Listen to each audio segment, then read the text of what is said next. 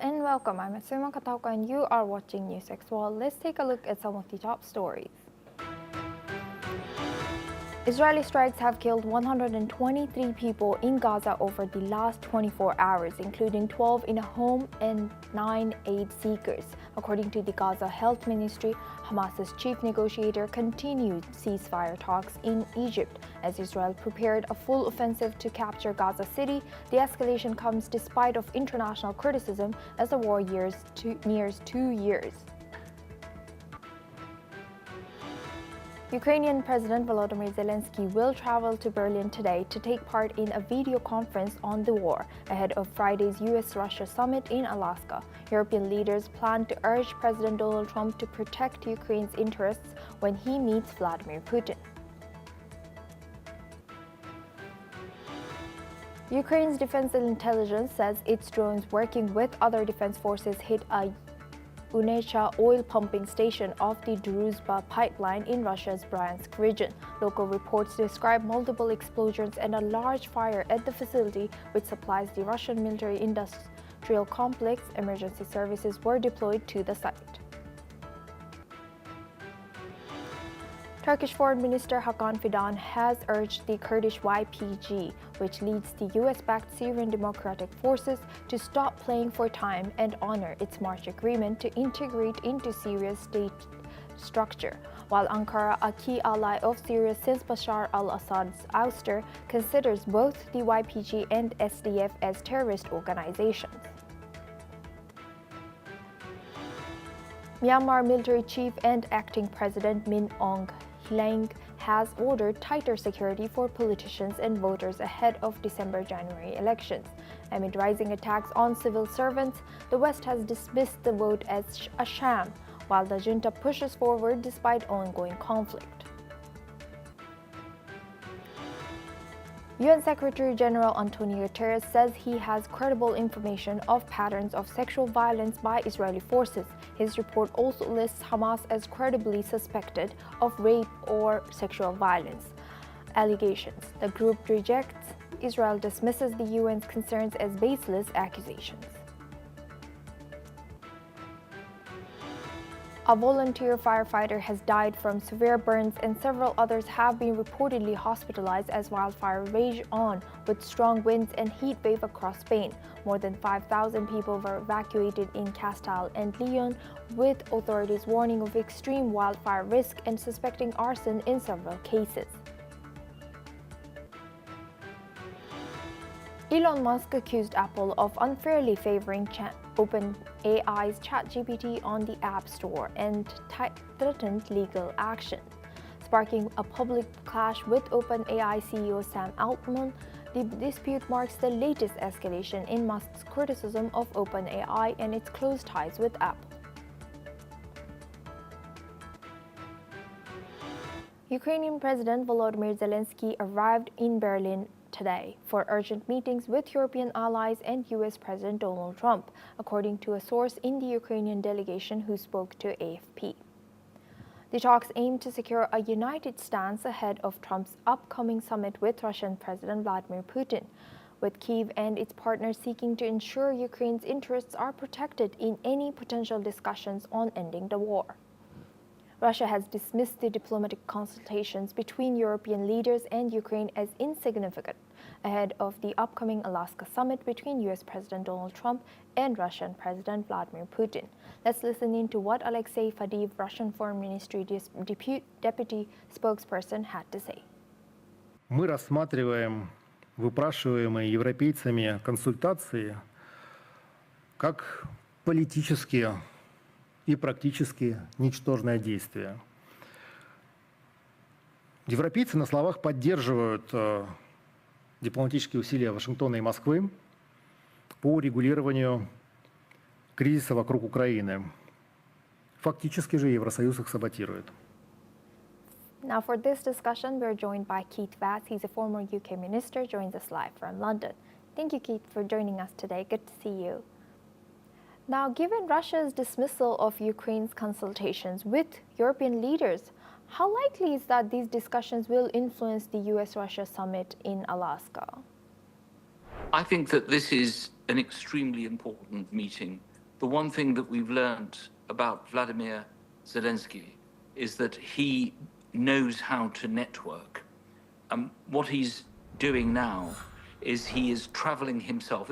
Remember, this is the middle of a war. He is a president in a country that is at war with one of the biggest countries in the world, Russia. But he's on his plane visiting European governments to try and get them to support his position before the Alaska summit on Friday. So the purpose of his visit is to shore up his allies, to get them to ring Donald Trump and to remind Donald Trump that the position of Ukraine and the EU is that no land is going to be conceded.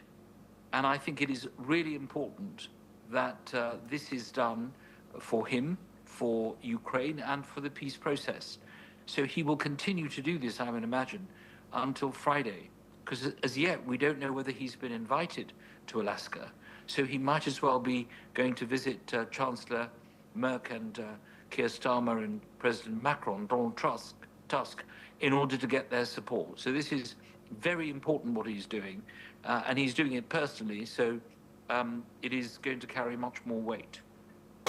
And Keith, building on your answer, as President Zelensky moves around and asking for more support for his country, even though his country is in the middle of war, how might these talks impact the outcome of any potential diplomatic solutions to this conflict? Well, it's going to have a huge impact because, as we all know, it's not over till it's over. The White House has changed its position slightly from saying that they expected an outcome on Friday to President Trump needs to know what the situation is so that he can gauge what everyone wants. But in order to do that, he does need Vladimir Zelensky there. So he's not going to upset Vladimir Putin by inviting President Zelensky to the talks. What he will probably do is keep him near, and when it's all over, probably see him in Washington.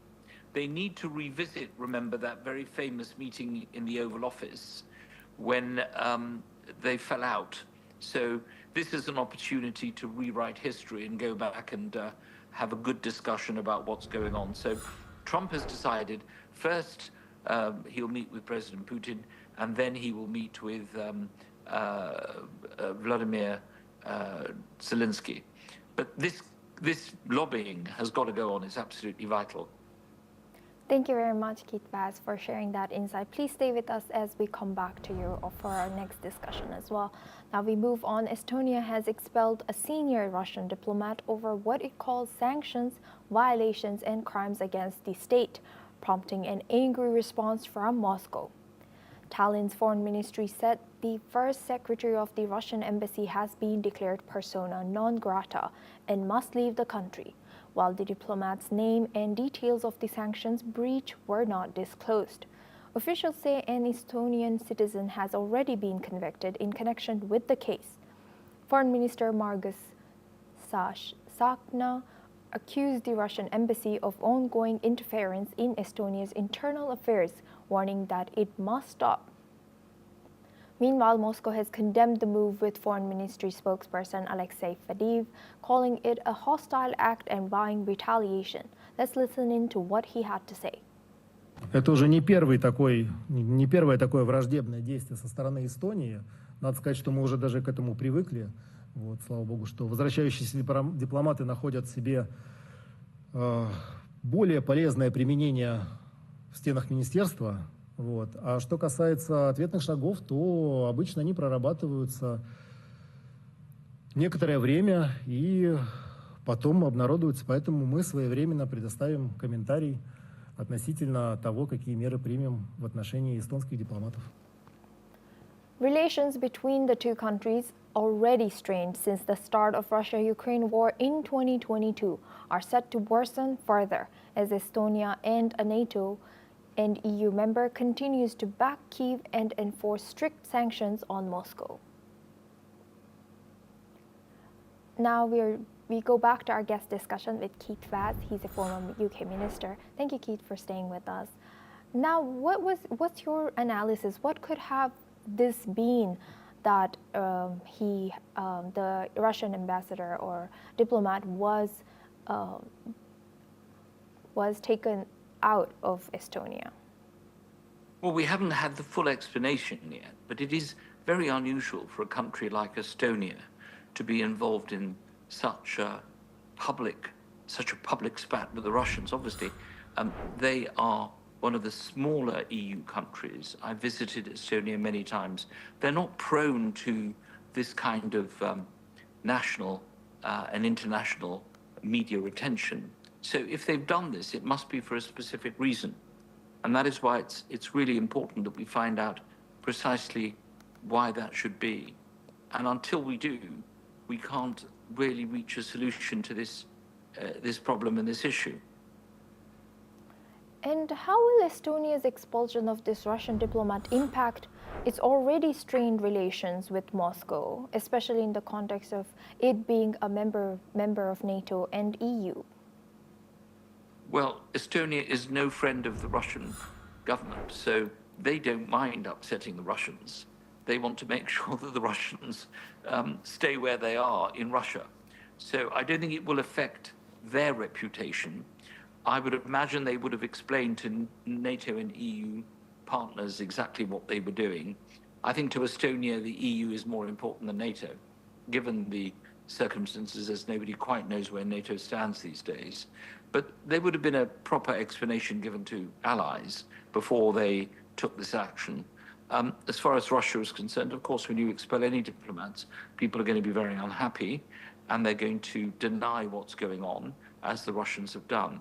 But I think what we probably need is a further and better explanation from Estonia. It's up to Estonia to decide who it wants, who should be the diplomats, whether they should be allowed to stay there. They can't choose the diplomats, of course, but the right to be in another country is up to the country that receives them. So if they've decided to remove this particular individual, it's for good reasons. And they will want to give an explanation. Of course, it's always open to the Russians to send someone else. They haven't said you can never have anyone else coming here. And the mission remains intact. There is a Russian embassy still in Estonia. It's now up to the Russians to decide whether they want to stay. I would imagine they do, because there are a number of people who are Russian who live in Estonia. So living in Estonia means that you do need representation from your national government. So this happens from time to time, but I'm sure the fact that Estonia has done this is significant and needs to be examined very carefully. Thank you very much, Keith Vaz, for always joining us and sharing your insight as a former UK minister. Now we move on to our next news. France, Germany, and the UK have signaled to the United Nations that they are prepared to reinstate sanctions on Iran if it does not return to negotiations over its nuclear program. The E3 group's foreign ministers warned in a letter that they may trigger the snapback mechanism unless Iran takes steps towards a diplomatic solution by the end of August 2025. The warning follows recent talks in Istanbul, the first face-to-face meetings since Israeli and U.S. strikes on Iranian nuclear sites in June. Iran's lawmakers have threatened to withdraw from the 2015 nuclear deal and the Non-Proliferation Treaty if sanctions are reimposed. The 2015 deal, from which the U.S. withdrew in 2018, lifted sanctions in return for limits on Iran's nuclear program. Now for this discussion, we're joined by Vitor Vicente. He's a Middle East expert, joins us live from Ireland. Thank you, Vitor, for joining us today. Good to see you. Now, what concessions, if any, Iran still has, or might Iran be willing to make to avoid this full return of sanctions?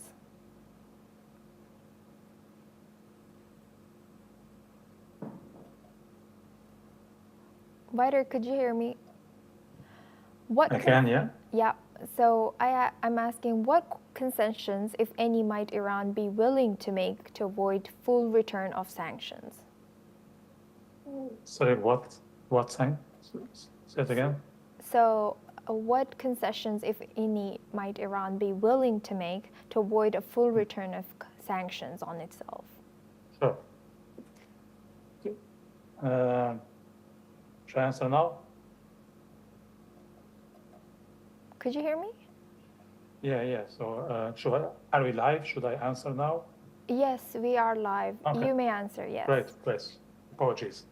Yeah, so Iran is in a very bad place at the moment. I think this has been exposed after the 12 days war with Israel.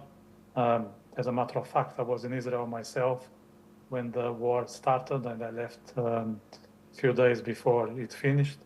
And it was visible that Iran, despite the size difference when it comes to geography with Israel, it doesn't have the same military and diplomatic power. And the moment that they mess up with other individuals or other countries, let's say, in the region, you could see that they couldn't do much. So they are very fragile, just to answer your question, and they need to make sure that they're not going to mess up around as they did. So they need to, and they also need to slow down in their relationship with Russia. I think it has been visible that Russia doesn't have the capability or the will to get busy with Iran at this point. So they need to somehow understand that they are by themselves and they're in a very weak position. To be more concrete, I think they need to stop funding their proxies, the likes of Hamas, Houthis, and not being a bad influence in the region. So if they stick to themselves, they look after their own affairs, perhaps that's something that they can benefit of. Thank you very much, Walter, for joining us today and sharing your insight all the way from Ireland. Now we move on to our next news. United Nations investigators say they have uncovered significant evidence of systematic torture by Myanmar security forces, including beatings, electric shocks, gang rape, strangulation, and the removal of fingernails. The latest report from the Independent Investigative Mechanism for Myanmar identifies high-level commanders overseeing detention facilities, with victims often able to name or recognize their tortures. Atrocities also include summary executions and sexual violence, sometimes resulting in death, with children among the victims. Investigators are also probing air strikes on schools, homes, and hospitals, including those after the March 2025 earthquake, and atrocities in Rakhine State. Evidence has already supported cases before the ICC and ICJ, as well as Argentine courts, including arrest warrants for junta chief Min Aung Hlaing. However, UN budget cuts threaten the mechanism's work, with funds for sexual violence research and witness security set to run out this year. Myanmar's military has denied atrocities, blaming terrorists for the unrest. Now we're joined by Shruti Dasgupta. She's an international affairs expert, joins us live from New Delhi. Thank you, Shruti, for joining us today. Good to see you. Now, given this gravity of these new UN findings that has just come out of the atrocities in Myanmar, what steps can the international community still take to hold the military junta accountable for these actions? Greetings, Asuma. Thank you for inviting me.